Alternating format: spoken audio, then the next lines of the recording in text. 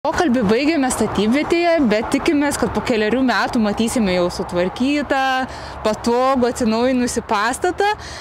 Kokią žinutę jisai skleis, kokią jisai misiją turės? Galbūt nebūsiu labai originalus, pasakydamas, kad jisai skleis atviro muziejaus žinutę.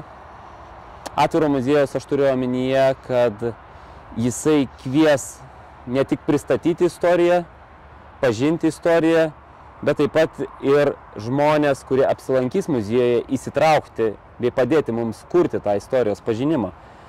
Ir mes praėjome visą pastatą, aptarėme, kokias funkcijas jis turės atliepti, kokias veiklas mes planuojame čia įgyvendinti.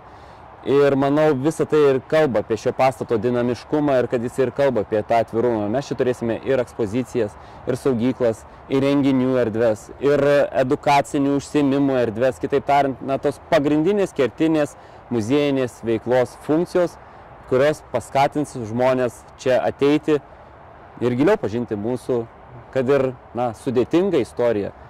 Bet tik tokiu keliu, manau, yra įmanomas sąmonėjimas. Ačiū už pokalbį.